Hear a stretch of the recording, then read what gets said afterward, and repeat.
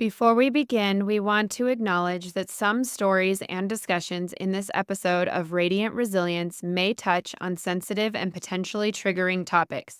These may include themes of infidelity, sex addiction, emotional abuse, divorce, alcohol abuse, mental health struggles, including thoughts of not wanting to wake up, trauma, and recovery. Our goal is to share real life experiences in a respectful and empathetic manner, offering insights into the complexities of the human spirit and the journey towards resilience. However, we understand that some content might be difficult for listeners. We encourage you to prioritize your well being and discretion when deciding to listen. Please remember this podcast is not a substitute for professional advice or support. If you find yourself needing assistance, we urge you to seek help from qualified professionals or trusted support systems. Your mental and emotional health is important to us. Thank you for your courage and for joining us in a space of understanding and compassion.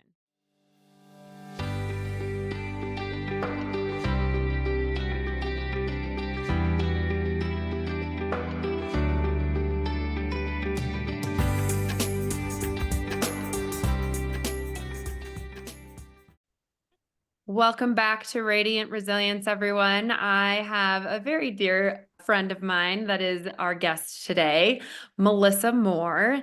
And she's actually one of my clients, has been sitting in my chair for a few years now, and we've gotten to know each other really well. And she's shared a lot with me. I've shared a lot with her. We're going to hear a bit about her story today. Melissa, why don't you introduce yourself a little bit? Okay, let's see. I haven't had to do this in a long time. Oh. So I am in media here in Denver, Colorado, and have been on the radio and 30 years now. Oh, wow. So I know. So I've done radio and TV, I've done news, but my sweet spot, my love is radio. Mm. So I have been here in Denver for the past 10 years. I did radio shows. I had the number one morning show in Minneapolis, in Wow. Orlando. I did a syndicated show out in Nashville. I used to fill in on an afternoon TV show in Minneapolis. I write a blog called More for Love, and you can find me at melissamoremedia.com if you want to reach out. And I will probably try and put this up there if I can Oh, figure it out. I'm that'd not be really great. IT savvy, but my husband is. So Yeah, well, he's good at that. we'll link your stuff in the show notes Okay. too, Okay. so Perfect. for all Perfect. that. But yeah, so Melissa has shared some stuff with me over the years and has a very interesting story about her first marriage. So I think we're gonna go there if we can. Where would you like to start? You want to start from where you guys met? Do you want to, where do Well, you think? How you so feeling? here's the funny thing, and I don't even think you realize this. That was my second marriage. Yes. Oh, I'm so sorry. I did not No, know no, no, no, that. no. No, and I tell you that because it's kind of part of the story. Mhm. So my first marriage was right out of college. Okay. And basically, it was like I slept with a guy, so I thought I should marry him. Oh, I grew shoot. up in this like super conservative religious family. Okay. And that's part of the story as well. Mhm. And so I got married. We were better off just as friends and got divorced a few years later. And it was no big deal. No drama, no nothing. Okay. So I was single for a while and met my ex-husband Mhm. when I was in my late 20s. Mhm. And so we did this rush into I felt the baby clock ticking. Let Oh, me just yeah, be for sure. honest. Yeah. And so all of a sudden I was like, "Oh my gosh, I want to get married. I want to have a family." So I meet this guy and we date and we met in October and what would have that been? 99 Okay. and got married in May of 2000. Okay. Oh, So yeah. that's how fast that was. Yeah, real I was fast. engaged by January of 2000. Okay. And so it That's was a a quick rush. time to plan a wedding too. Oh, yeah, the wedding, but you know what? Because it was my second marriage, I didn't need the big Yeah. wedding. We still had a backyard wedding, Okay. but we also lived in separate cities, so I didn't know him. Mm. So I thought I knew him. I knew the idea I wanted to have of him, but I didn't Mm. really know him looking back. Okay. And so we get married, and I did all the things that you shouldn't do. I quit my job, Oh. sold my house, moved across country to Oh, be with wow. him. And so we moved to Florida. And at the time, I was sick of Colorado winters. So I'm like, sure, I agree in January in Florida, which is lovely. Yeah, sounds So, great. yeah, so I get there and um so we're married now living in Florida. Fast forward, and we had always talked about wanting to have a baby. Mhm. So he had a vasectomy and he Mm, had it reversed. okay. We were told that we weren't going to be able to have a baby. It just wasn't going to happen for us, that we're going to have to go through all the extremes. And so I was at the doctor and I had been just not feeling well. And she said, let me run a pregnancy test. And I'm like, okay, fine, but it's going to be negative because all the experts told us it would never happen. Yeah. And sure enough, I was pregnant. Oh, man. So that was 5 years into our marriage. Okay. And so miracle baby, I was like, "Oh my gosh, this is great." We'd been married 5 years. Things were okay. They weren't awesome looking back, Mhm. but they were okay. Okay. And so when my daughter so in the fall of 2006, my daughter's about 18 months at that point, and I am doing a morning show in Orlando. And so what that means is I'm getting up every day at 4 o'clock and going Oh, into the wow. radio station, and I was doing a big time morning show in Orlando. And you could a lot of times listeners would send me emails. And so I get this email from this address I don't recognize, pretty normal to get emails like this at work. So I get this email and this woman says, "Hi, you don't know me, but I've been having an affair with your husband for several years." Oh my gosh. Yeah. And I look back, and this has been think about how many years ago this has been now. And I look back and I can still feel just Mm. that sickening feeling Mm, because I there was part of can me that was like, that's not true. Like I had no indication of anything like that. yeah. He was always telling me how amazing I was, how much he loved me. He doted all over me. We had this miracle baby, which is why I told you about that. There was this life that I thought we had. Yeah, yeah. And she said, and by the way, I'm not the only one.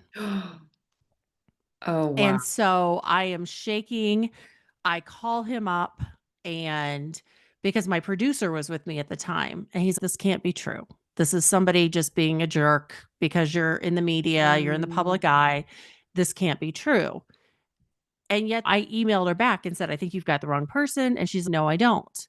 I mm. know everything about your pregnancy. I know about your whole journey. She knew all these intimate details of my life because he had told her. Oh She was my fully aware of his gosh. life and everything going on with him. I had no idea. And it had been going on since almost the beginning of our marriage. Really? Yes. Oh, Yes. wow. So you fast forward and I go home. I confront him. He admits it, but he was like, Oh, "Oh, I never slept with her. We were just, oh, it was inappropriate online." I'm like, so I send this woman back an email and he's not telling you the truth. Ask him about Miami. oh. Oh, okay. Well, what I was able to put together is that Miami is where she met up with him, and obviously they had sex. They stayed in a hotel room together, Is that and where they so met, like, the first time? no, they met No. online. All this Oh, had okay. happened online, Okay. and it was back when chat groups were big, and Mm, I okay. never got into that. That wasn't I was had been have been a public figure for a long time, so I never would have gone into a chat room. I didn't even know what they were. Yeah. Once again, not IT savvy at all. So it's like I can do emails and that's about Mhm. it. Yeah. And so they had met at a chat room and then had agreed to meet in a different city than we lived in. Mhm. And she met him up there and he had just recently reached out to her and asked her to meet him in a different city. And Okay. that's why she let me know. And when Okay. I put together where he met her, it was when I was pregnant. And Oh. it just broke my heart. Oh, for sure. And so at this point is I think where when I think about the story, I always think this is where people say, I'm done. I'm out of here. I'm going.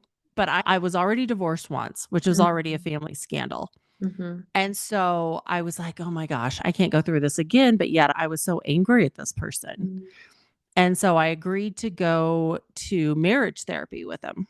Mhm. And we had gone to a church there outside of Orlando and found this therapist who specialized in sex addiction. I didn't even Okay. know what that was.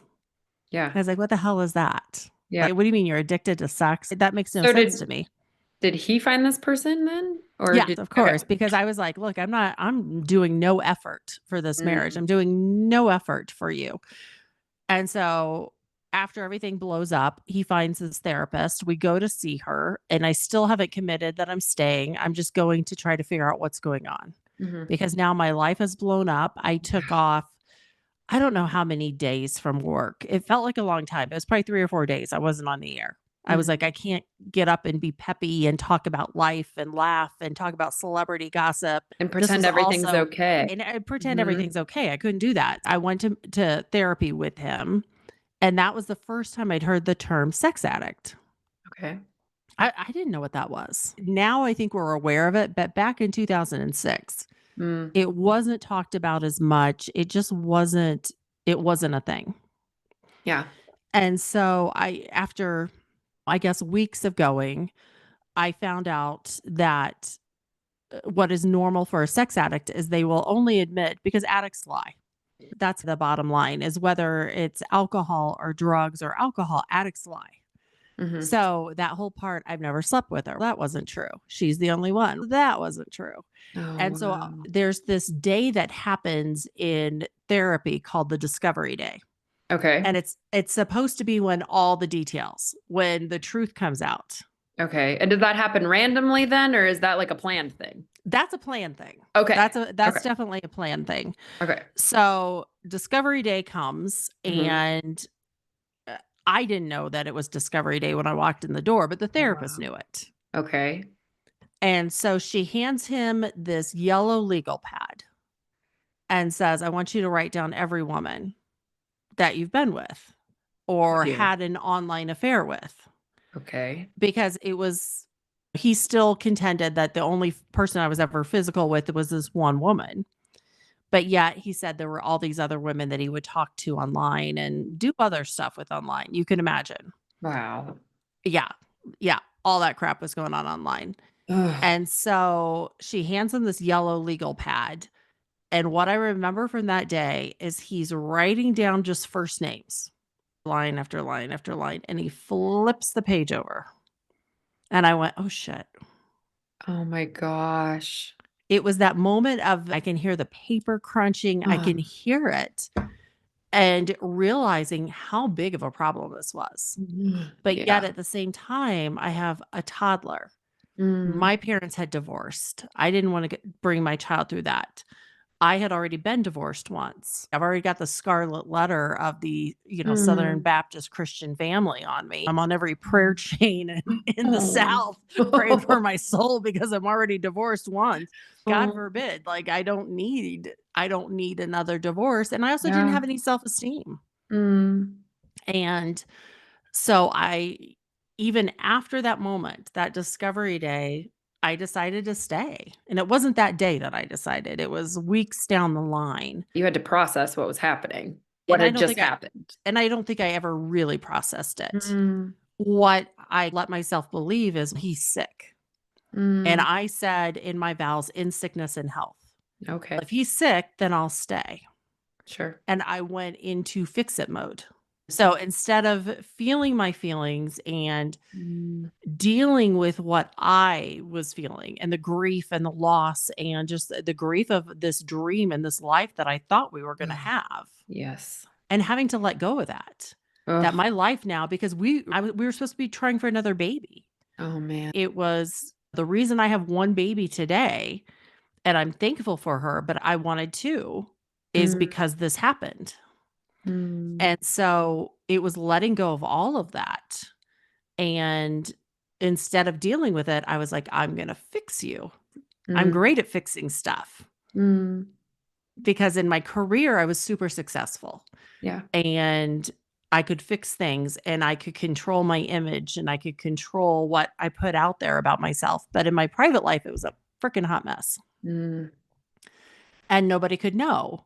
And Oh, yeah. So so you guys were dealing with it very privately. Did you even share with family? a little bit. Family knew a Okay. little bit because I called my family. Hold on. I have a wonderful husband now who I was like, I'm gonna need a drink for this conversation. He's okay. I'm like, I know it's a little early, but Throw me together one. It's 5 o'clock somewhere. I support it. Pretend like it's 5 o'clock wherever you're watching this. Yes. What was I saying? I totally forgot where I left off here. Oh, whether you shared with family or not. Yes. Mhm. Okay. So yeah, let's get back to that. Sorry, I got suckered into my drink. I'm like, what are we All talking good. about? Yeah. So with my family, because when it happened, they were the phone call that I made.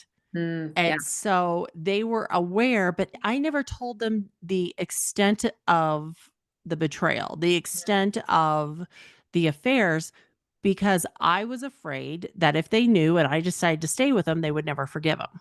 So Which I is a went, risk you take when you share that stuff with your family. yes, I remember when my parents got divorced and my dad had an affair for a while, and my mom was debating on whether to share that with her parents because they were right. going to try to work things out. So she didn't Yes. want them to have this image of him if they ended up getting through this. So Hmm. my parents knew about this one person, Okay. but they didn't know that he was a sex addict. They didn't know that there were pages full of names of women that he will tell you he only got together with online. Hmm. I don't believe it. But that was his story. Yeah. So my family knew a little bit. Work knew a very small amount just because it had happened at work. Hmm. So my meltdown happened at work. I had to take days off of work and I had to explain to my boss why I'm not Yeah. coming in. So they knew a little bit about what was going on, but they didn't nobody ever really knew the whole thing. And then the screwed up part about all of it is so somehow, because I don't know if it's because we had a Christian counselor or because this woman, this was her belief, but she had told us don't share it with anybody. You don't want to embarrass your husband. You don't want to add to his shame. He already feels bad about it. So Hmm. don't say anything. And so I think for me, that was part of the part of me where I lost myself, where Hmm. I couldn't talk about it because I wasn't supposed to embarrass or shame him. My family didn't know. Hmm. And so I just had to push it down and pretend like everything was okay. And especially since I was the one who had decided to stay. How do you go back and say, hey, he's a dick. Here's what he did. Yeah. And yet I'm staying. Hmm. It just doesn't work like There that. would be a lot of judgment from other Of people there. course. Of Hmm. course. I look back and I judge myself Hmm. about why would you choose to stay? Hmm. And especially because as we're going through all this therapy and I'm finding out he's a sex addict, addiction is it's never one thing. Very few people are like, "Yeah, I'm only addicted to alcohol, but I'm fine with drugs." Or I'm only Hmm. addicted to sex, but I'm fine with this and this. And for him, I remember the therapist was like, "You've got a problem with alcohol. Oh, You've got a problem with sex." And so her recommendation was him not to drink for a year, okay. us not to tell anybody about what was going on, That's and so to really isolating. yeah, and to really get into Jesus. And I love Jesus, but you know what? That it was not the right advice. Mm. It was the recipe for shame. And it Ugh. was a recipe for secrets, which is so interesting because when you think about an addiction, it's always about secrets. Yeah, that's true. And so why in the world would somebody say, "Hey, keep this a secret. Let's Mm. keep don't shine a light on it. Don't tell anybody. Mm. Pray it away and it'll be fine." Is there maybe a piece of that too where he maybe thought in his head, "Oh, we're not gonna tell anybody about this." So, Mhm. does Mhm. that kind of do you think that kinda gave him I don't know, we haven't gotten to that part yet, but did would that have given him the okay to maybe continue? "Oh, we're just not gonna tell anybody about this." It's interesting because I don't know what he Mm. continued and what he didn't. But what Yeah. I know is that like when you push down one addiction, another one usually pops up. Okay. And so pushing down the sex addiction meant the alcohol abuse popped up and meant Mm. that the emotional abuse got worse. Okay, so that's what happened next. So that's what happened next is the drinking got worse, the emotional abuse where it was more manipulative before Okay. I found out, all of a sudden became very emotionally abusive. Mm. And so I choose to stay, and he gets more emotionally abusive because he's angry. Mm. His secret is out. His life has been turned upside down. He can't act out anymore. And it was just this angry, awful household. Ugh. And then I'm keeping it a secret from my family because that's what my therapist said to do. Did that just eat you alive? I am very much an open book a lot of the times, and I Mhm. know I've had my moments where I've suppressed my feelings and emotions, but like Right. that would eat me from the inside out to not be able to talk to anybody about it. And then the only person you had to talk to about it was this therapist that you were Right. going to with him, right? Right. Oh, And in the middle of all of this, he lost his job. I lost my job. oh And no. then I got offered this amazing job in Minneapolis, Mhm. hosting probably the biggest morning show, radio morning show in town. And so high stress, high profile. And then shortly after we moved there for my job, our daughter gets diagnosed with autism. Oh So you wow. have that piece of the puzzle. So all of a sudden, my focus was her and her Sure. needs. And our marriage became it just went on the back burner. Mm, And so we didn't have a therapist. okay. You quit seeing the We therapist at some point? we ended up seeing, I think, a total, I think it was 3, 1, 2, 3 or 4 therapists Okay. in our marriage. The Christian therapist in Florida was the only one that really wanted us to stay together. The other ones were like, "Why the hell are you still there?" Oh, I geez. don't yeah, I don't normally tell people this, but you need to leave Wow. because the emotional abuse had gotten so bad. Oh, And uh, it was just not a healthy place. And then the other thing is when you're not it's funny, I'm doing a speech coming up about how the choices we make always have a cost. mm, And for me, that cost was losing myself, like you were saying. Like I keeping that secret, losing myself, it took a huge toll on me. And I'd had an eating disorder when I was younger. It had been under control and then it reared its ugly head during all this because yeah. I was a mess. Oh. I was a mess. As I tell the story, I'm like, Mm. "Oh my god, whose life was that?" Oh. Like, what the sorry, I know I swear when We I can talk swear on about here. I fully support it. I'll just put the explicit warning on. Oh, I love it. I get an E. I can't Yeah. wait. I'm, like, actually proud of myself. I'm gonna get an E. Yep. But it was like, Mm. what the my life, it was what the hell had it become? I choose to stay in this marriage really for all the wrong reasons.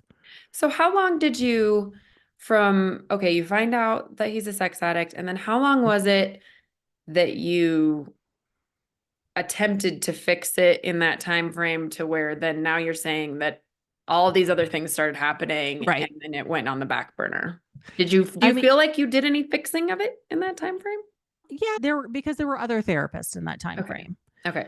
So it was a matter of, okay, let's figure out what's going on with our daughter and try to get her help. And then it was also, wow, we're sucking right now. And you're angry and I'm eating my feelings and you're Mm. drinking your feelings. And what can we do? And let's find a therapist. And then therapist would be like, wow, he's got serious anger issues. You need to Oh, leave. wow. And he would be like, "Hey, we're not gonna go back and see that person." So Oh, I think we right. got fired by 2 or Oh, 3 therapists. Yeah, they wouldn't see us oh. anymore. Mm-mm. Ugh. And Yeah. it was because he wouldn't open up, he wouldn't fix things, he wouldn't. I don't yeah, yes, and he was angry that we were there. Mm, So his anger towards me for taking him there, he would take mm, it out on the therapist. ah, Yeah. And so and they would say, "We're done. yeah. There you have serious issues. I'm afraid for your safety. Mm, You should leave." And I would say, "I can't leave." And I had a daughter with autism. I was the breadwinner. He worked part-time, but not full-time. And so then we would not go to therapy for a year or 2, and then it would get bad again, and then we'd be back in therapy, and then we'd get fired again from the oh my therapist. gosh. How I mean, many years was that?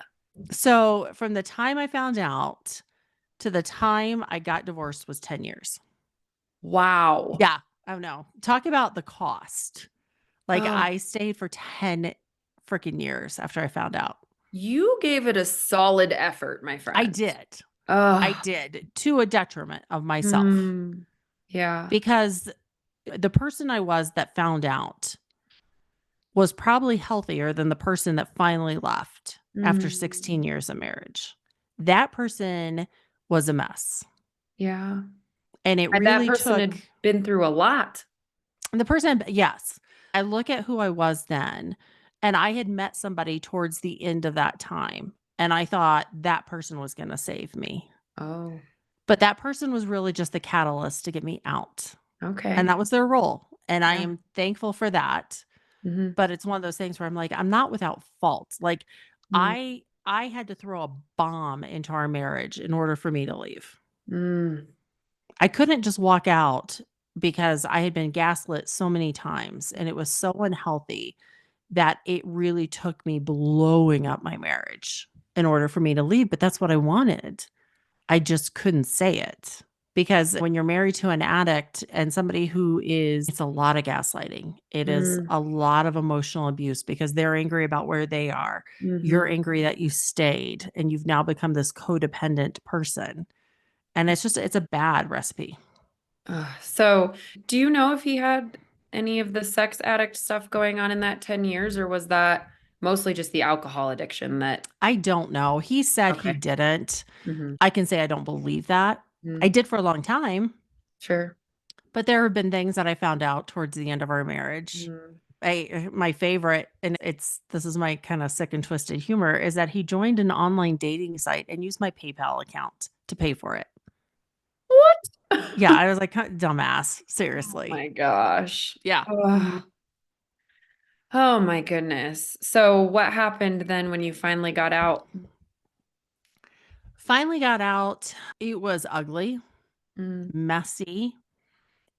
I had a lot of dark days where I would wish I wouldn't wake up mm, because it was so painful. He was awful. He was angry, even though he had a girlfriend by then on the side, and I was dating somebody. So it was awful. mm, And it took and I had a therapist, thank God. So the last therapist that I had gone to see, she said something that finally broke through to me. She said, "Here's the deal. If you want to stay in this marriage, you have to blow up everything you know about it and start over mm, and build a new foundation and build a new framework and everything." And I remember looking at him in that therapy session. It was the last one we ever went to. And I looked at her and I said, I wouldn't choose him again. I'm oh, like, I would never choose you again. This is bullshit. I'm done with this. what an And for some epiphany. yeah, a huge epiphany, huge moment of clarity. And when I had that's when I was able to leave. Mm. And why it took that, I mean, it's all about history and it's everything in your life comes into play at that point.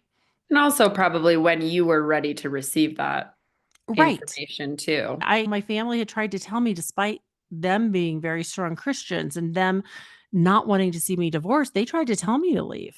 And I was Mm. like, "No, it's a trap. They don't mean it." Oh, no.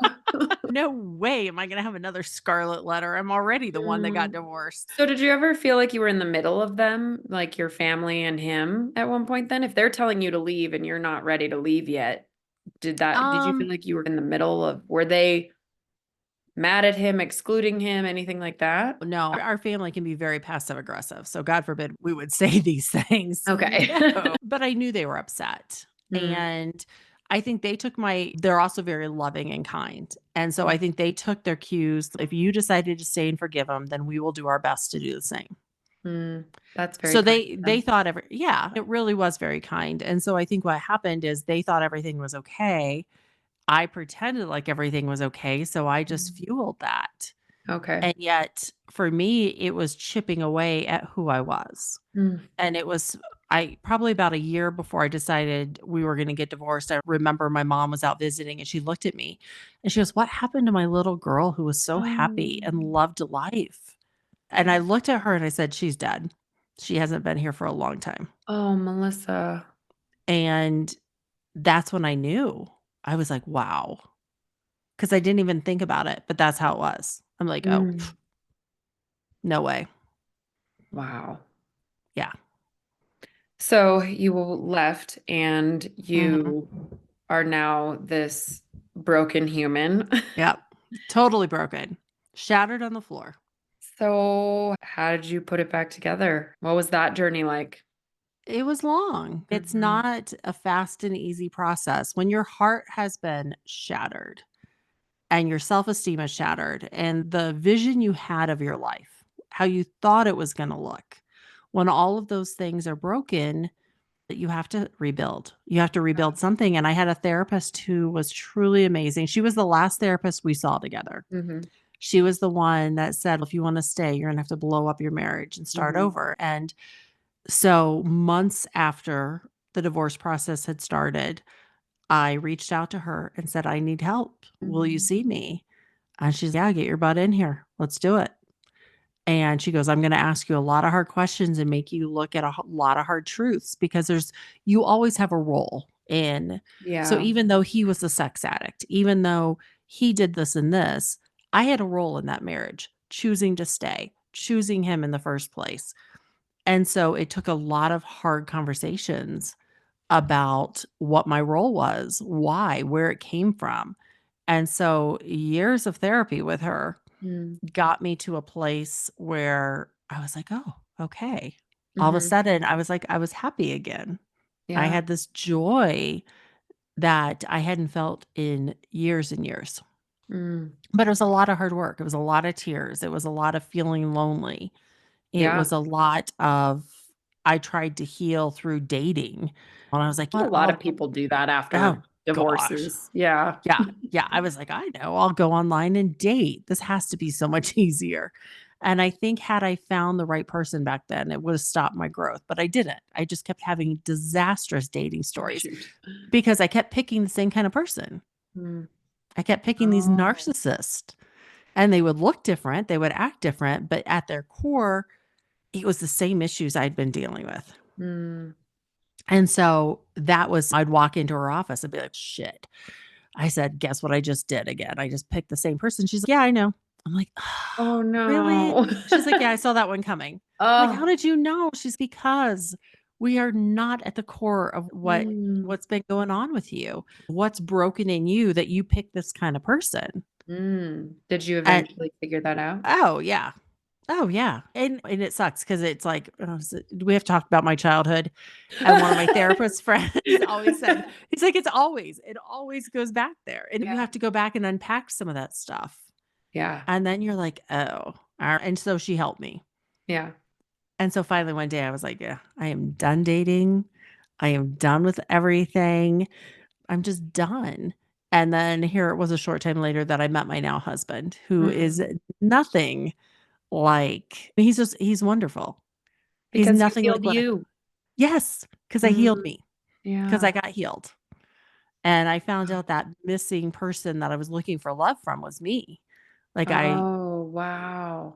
I Yeah. wasn't loving myself, and until I really could figure that piece out and forgive myself and accept myself Mm. and say, "Here's my journey. It's messy, it's ugly, and here's my role in it." Because as much as my ex-husband, he screwed a lot of stuff up, he wasn't the only one in the relationship. Mm. I chose to stay. I picked him in the first place. So Mhm. what was broken in me? And until I got all of that, I would not have met the right person. Mm. And you said he was emotionally abusive, so was he Mhm. putting you down a lot as well? Because I can imagine 10 years of maybe him telling you oh, I don't know, you said he was also very loving and "I love you" and love bombing you, it sounds Love bombing. like. Yes, Mhm. not loving, Okay. love bombing. Because I remember sitting one time in my therapist office post divorce, and she goes, "You realize that you were emotionally abused, right?" I go, "No." Oh, you didn't She's like, realize that. "No." And she goes, "How do" she goes, "Wait a minute, back up." She goes, "You don't know this." I'm like, "No." And so she would recount some of the stories. I'm like, "He really just loved me." She goes, "He didn't love you." I was like, Oh. "Damn it. Now you're telling me not only was I emotionally abused, but he didn't love me." And she's, "That's not love." Oh. And it was all these little stories. Like there's this one episode that happened with a fork on a Okay. plate. And this was the catalyst to our next to last therapist who fired us. Okay. And I handed him a plate of food, and the fork slid off and slid into the food. So now it's in like crap. And he slams the plate down. He's like, "How dare you disrespect me like this?" And he starts yelling at me. Mm. And our daughter, who would have been in 1st grade, no, 3rd grade at the time, she starts crying and she's screaming, Mm. "Stop yelling at my mommy." And Mm. it's awful. And he's, "You give me dinner and then you disrespect me by putting the fork in the plate." And I'm like, it slid. It was just this huge thing. And I knew when that happened that it was bad, but I still didn't say it was emotional abuse. And then little things, little stories where I would tell my therapist, I was like, "Yeah, I put this outfit on." And he looked at me and he's like, "You better in short skirts. That just is not your most flattering look." Yeah. So all these things. And you would think that I'm like, oh, relatively intelligent. I'm successful in my business life. How is it that I didn't understand that was emotional abuse, but I didn't? Mm. I was like, no, he's just being helpful. She's like, that's not helpful. You were making excuses for him. But I truly believed it. That was Yeah. the messed up part. Mm. Yeah. Ugh. So, did you have contact with him then once you guys how old was your daughter when you guys got divorced? 6th grade. So Yeah, you still had to parent together. we still had to parent together. And how was that? It sucked at first, Mm. and it really always sucked. Mm. But I learned something, and that is, especially with somebody who gaslights you, Mm. they always want a reaction out of you. So Oh, they will throw things at you, and if you can identify the hook, what's the thing that they're trying to hook you into reacting to? okay. And if you can identify the hook and be like, "Oh, there it is." Okay. That's where they're trying to get me to lose my crap. Mhm. When you can identify that and not react to it because you know exactly what the purpose is, Mhm. all of a sudden I was like, he would say something trying to get a reaction out of me and I would see it for what it was. Mm. And it just stopped working. Mm. And I just kept it factual. Stay with the facts. Yeah. I'm not going to bite. I'm not going to go down that road. I'm not going to talk to you about who I'm dating. I'm not going to we're not good. We're not doing that. Yeah. Then it got a little bit it was never easy, Yeah, sure. but it had less of a toll on me. Yeah. And that's what I needed, was not to be a wreck every time I had to talk to him or every time we had an interaction. Yeah. Because there's probably a lot of hurt and anger still there too in some of those Right. chapters. He was mad at me. I had started dating one of our friends Mhm. towards the end of our marriage. So he's mad at me. And it Mm. just and what I learned with somebody who has a sex addiction is you're not I wasn't Melissa, his wife. I was a possession. Oh. And somebody took his favorite possession Ooh. and and had it now, and he didn't have it, so he was just angry. So all of a sudden, the anger level just went super Oh, high. yeah. Yeah. Yeah. Oh, jeez. I know, fun story, huh? It's so uplifting. This is your story. This is reality. And that's what I'm trying to do with this Mm, podcast too, is just show that nobody's life is perfect. no. Nobody's. And it's, Everybody has a story. yes, everybody has something. Yes. And obviously, some people have worse things than others, but like either way, that's everybody's individual story and their struggles that they've been through. And that's Yeah, what's made them who they are now, too. absolutely. Absolutely. And I think that's really it. Yeah. Like, I as sucky as that was, and it Mhm. was the worst time in my life, Mm. there were things in me that needed to be healed, childhood wounds and just other things. And had I not gone through that with him, I wouldn't have healed. Mm. And had I not healed and healed things that needed to be healed, I would have carried that luggage with me to every relationship. Yeah. And so, as awful as what happened was, I'm so thankful Mm. because I'm the healthiest version of myself. When I met my now husband, I was like, "You are getting the best version of me." Mm. I'm like, "I know what my shit is. I know what my baggage is. I'm honest about it. I don't play games." And so all of a sudden today, I have this amazing relationship that I never would have been able to have had I been that person before. Mm. So that's been a very recurring theme in all of my interviews Oh, is is, that right? yeah, would you go back and change it? Mhm. Obviously, you would never want to go through that again. If you No. could prevent having Mm-mm. to go through that, you wouldn't. But at the same Right. time, it's what's made you who you are and Yeah. made you grow. And I feel a little bit that way about my own story. As Yeah. much as I don't want to struggle with infertility Yep. again or Yep. ever, at the same time, I've learned a lot about myself too through that. And Yeah. I wouldn't want to give that stuff up. No, I like this version of me Mm, way better. I love, And it's the version that I needed to get to. yeah. And I think, yeah, none of us would pick the hard stuff that we have in life. Mhm. Like with your infertility journey, if you laid it out in front of you and said, all right, you're going to be better than you are now, but you have to go through this, you'd be like, no, not Yeah. doing it. Mhm. That looks way too painful. And I would say the same thing. I would never want to relive it. I would never wish it on anybody in my life Mhm. ever. But where I am today, I am so thankful that I'm on this side of it. I am so thankful for the lessons I learned because now I get to have this healthy relationship with this man that I absolutely adore Mm, and who knows everything about me. He knows all the good and the bad. mm, And I never had that before, yeah. ever, Oh, because I was always hiding. I was always afraid. I lived just a shell of myself. mm, And so to be able to have this rigorous honesty with a person, I wouldn't trade it for anything. oh, that's amazing. How long have you guys been together? It will be 3 years this summer. Okay. And Yep. how did you guys meet? Let's go there for a minute.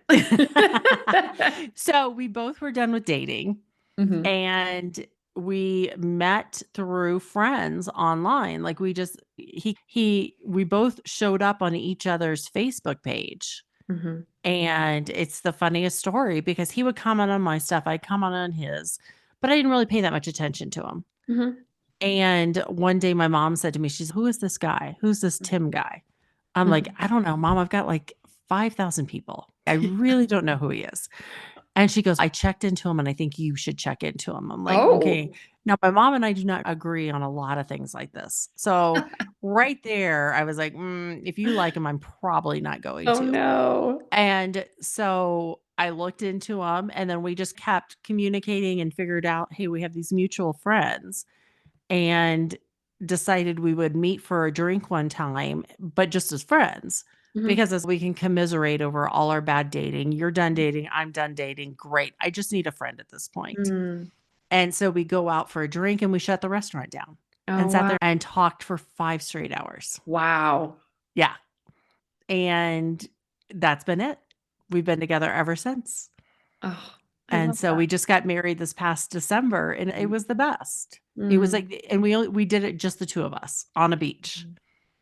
And it was everything that I'd always wanted, to Yeah. just know that this person saw me and loved me with all Mm. my flaws and everything else. And they knew my whole story and they knew my role in the story and they knew, but just have somebody who knows you and loves you. Yeah. And I realized when I met him and when I fell in love with him, I'd never had that before. Oh, wow. Yeah, never. Mm. So now I have this great person who makes me drinks when I do my podcast with my friend Tawny. Yay. I like him too. Yeah, I've never even yeah. met him. I know. He's awesome. He's awesome. Oh, that's a great happy ending to your story. Thank God. Not everybody always has the happy ending, but I Yeah. feel like I do. Yeah. And I'm sure the work continues. I feel like we're never done working on ourselves. You're in a Ever. better place, but and I'm sure that trauma will stay with you for a while, maybe for forever. Yeah. We've had to work through things. I've reacted, to comments or things have hurt my Mm, feelings. And he's like, "Why are you so upset?" I'm like, "Blah, you mad?" Because I don't mm, know. yeah. So it is when you've gone through abuse of any sort, Mm, the effects linger. And yeah. they are. It's a lifetime of working through them and believing people who, when they say, "This is who I am, this is how I am." And thank God he is consistent and he's Mhm. kind and he's consistent. Yeah. And that's been huge for me Yeah. to try to heal from some of this because Yeah. the emotional abuse it was bad. It was really bad the last 10 years. Yeah. I can only imagine. And that's a long time to endure that. Yeah. Yeah. Mm.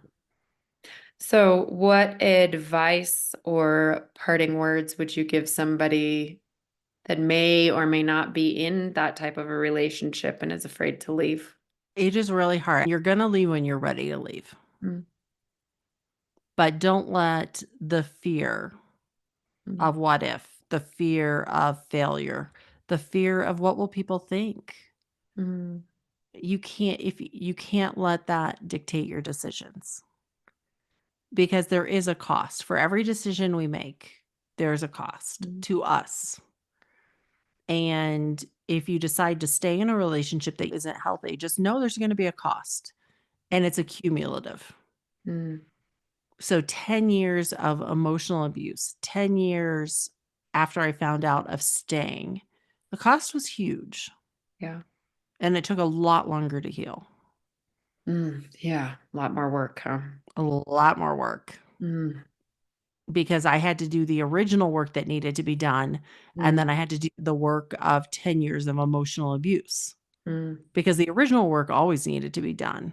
But then you add staying and what I thought was the right thing to do. Sure. And yeah, it does. Everything has a cost. And Yeah. you just have to weigh what do you want that cost to be? And you can't stay for the kids. That was going to be one of my other questions. You Like, can't I stay know for kids. so many people that are so afraid to leave because they have kids. And They I'm, see more than you think. oh, They know 100%. more. You said you're from a divorced marriage. I don't know how old you were when your parents I got was divorced, old. I but was like 30 and okay, it I was still sucked. 19. Yeah, it still And sucked. yeah, but I was also not naive and blind to what was going on behind the scenes. And Right. as much as they tried to hide the fighting and hide the things, like I Mhm. wasn't clueless to the fact that they weren't happy. And Right. then that is the example that was set for a long time for Yeah. me. Not a long time. I would say my parents were happy at most of it until the very end, Mhm. but there was a time period where I knew they weren't happy, Yeah. and I think younger kids especially pick up on more than we think. Yes. They feel more. They may not understand it. They may not have the Mhm. words. But when I think about my daughter yelling, "Stop yelling at my mommy. Mm, Be nice to my mommy. Stop saying mean things to my mommy." mm, She was seeing something that I never would have chosen her to see. yeah. But by choosing to stay and thinking I was doing the right thing, I did choose that. And that was a hard one for me. I thought I did the right thing, but I didn't protect her. I just delayed. I delayed my healing. I delayed her seeing what a healthy, loving relationship looked like. Yeah. Oh, that's real tough. I know that's going to get some people because it's a really hard thing. And I hear it a lot. I've been doing Yeah. hair for a really long time and I've talked to Oh, you're a so many therapist. women. Oh, yeah. Yeah. You honest to God, you hear everything. They tell us that in beauty school too. So, That's funny. That's yeah. funny, but it's true. Yeah. And so I've talked to I've been doing hair for 20 years now. Mhm. And I've talked to a lot of women on a lot of different walks of life. Yep. And I've heard it a lot. Yeah. I've heard it a lot that, or people who don't have the means to leave or stuff too. And that's hard. Yeah. That is hard. Yeah. There's never an easy answer. Never. No, life's not easy. No, never.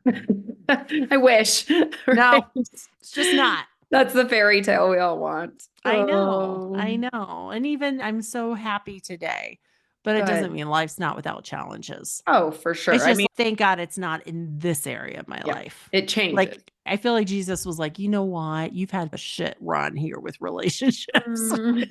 I think we got you here." Oh, that's so good. Oh, wow. What a story. It's incredible. It's funny because I knew I was gonna be telling it to you today, and it has been so long now. My daughter's 19 now, Okay. and she now knows a few things where I protected her for a long time, even after the divorce, and I because I didn't want her to hate her dad. Mm, I wanted her to have the healthiest relationship that she could with him. And mhm. then she started seeing things and noticing things and asking honest questions. And I was always honest with her. But yeah, I think about how long it's been. I was like, oh my gosh. Wow. But yet telling you, I'm like, oh, it's like it just happened yesterday. Those feelings and emotions and trauma stay with you and your They body. do. They do. recognizes it. I don't know if I talked about this on a previous episode, so maybe I'll cut this out if I did, but I was reading a book by Oprah Winfrey and this neuroscientist, and I should Yes. really remember his name. Have you read that book? I know the book you're talking about. I haven't read it, but I know which one you're talking about. It's called What Happened to You. Mhm. And he goes deep into the brain science stuff, right? Which Yep. was fascinating to me. I had to read it little bits at a time though, because it was a Yes. little too much sometimes, too sciencey sometimes. Mhm. But they told this story of this little boy who was in an abuse. His parents were abusive. They put him in the foster system. His foster parents were abusive to the point where he ended up in a coma Oh my god. in the hospital. And I don't remember exactly why they brought this neuroscientist guy into the hospital, but he, for some reason, decided to bring a piece of clothing that belonged to the kid's biological dad. And this kid's in a coma, and he has a physical response to the scent of these Mhm. clothes. And Mhm. I don't know if we fully understand what happens to your brain in a coma, but presumably it's not functioning properly. Right. And he still physically reacted to it because his brain remembers that trauma and his Yes. body held on to that. And Yep. so I really believe that stuff stays with you. And then you have triggers and stuff that pop up and Yep. to figure that out. And I Yeah. do think time helps heal that stuff for sure. It does, but I think you also have to do the work Yes. because Yes. I had a, massage therapist, energy healer who told me one time, she's your issues are in your tissues. Oh, I love that. Yeah. Yeah, and it's so true that your body does hold on. Your body Mhm. remembers. Mhm. And so that story doesn't surprise me at all because even if Mhm. we don't acknowledge it and deal with it, it stores in us. Yeah. Yeah. And you can only run so far and so long That's true.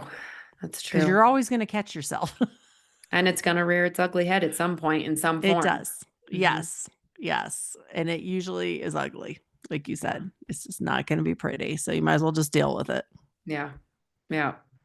Ah, all right, my dear. Thank you so You're much for welcome. sharing that. Thank you for being vulnerable. I know that was not an easy thing to do. So thank you for going back to You're that welcome. with me. I'm very grateful and I'm so sorry you went through all that, but I'm so glad that you're in a much better place and you seem Mm. like you're glowing and just so happy. And I love that I'm for happy. I'm you. good. I'm Good, good. Let this good. be. Yeah, I'm good. I'm on the other side. Thank Yeah, God. You yeah, know? yeah. We hope that anybody out there that's going through this Mhm. also can get to the other side of that at some point. Just know there's another side. Even Mm, just the knowing. yeah, yeah. All Know right. that there are better days. Oh, yes. That gives people so much hope too, just to know that somebody's gone through it, somebody's gone to the other side. Mm. So thank you so much again for You're welcome. sharing. I appreciate you. All right, everyone. Thanks, Melissa, for being on. And I guess we'll catch you all on the next episode. Thanks.